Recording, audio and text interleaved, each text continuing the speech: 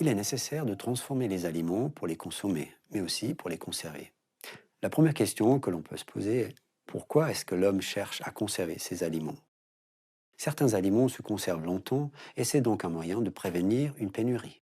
D'autres sont très périssables et il faut donc les conserver, rien que pour pouvoir les transporter du producteur au consommateur. L'homme a donc inventé des techniques de conservation qui ralentissent le processus de décomposition des aliments. Pour comprendre comment fonctionnent ces techniques, il faut d'abord savoir ce qui provoque la dégradation naturelle des aliments. La cause principale est la présence des micro-organismes. Commençons par décrire ces micro-organismes. Ce sont des êtres vivants qui peuvent avoir des formes très diverses. Il y a par exemple les bactéries, les levures ou même les moisissures. Ils sont invisibles à l'œil nu, mais sont pourtant nombreux et colonisent tous les milieux.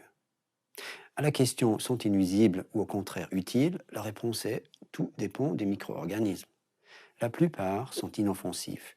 Quelques-uns nous rendent malades et certains peuvent au contraire enrichir les aliments. La question suivante est comment est-ce que les micro-organismes se multiplient? Il y a plusieurs paramètres à prendre en compte. Tout d'abord, il y a la température.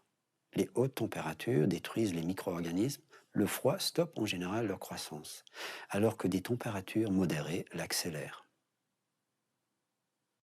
La multiplication des micro-organismes dépend aussi de la présence d'eau disponible. L'eau est le principal constituant des êtres vivants et les aliments riches en eau sont plus sensibles.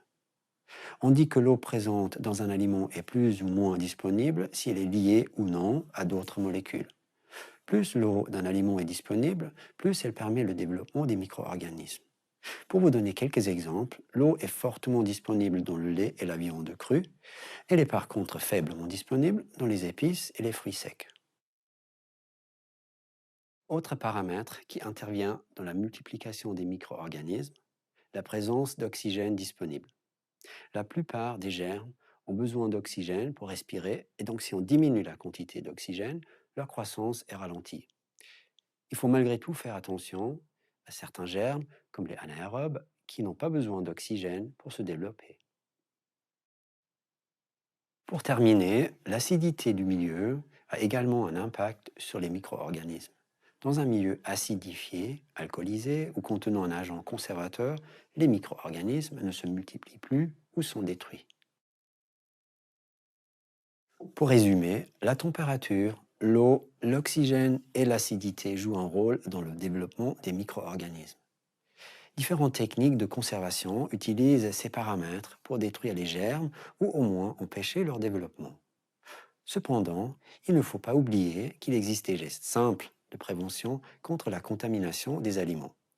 Par exemple, se laver les mains avant de manipuler des aliments ou des ustensiles, stocker les aliments à des températures adéquates ou encore cuire ou réchauffer les aliments à une température suffisante.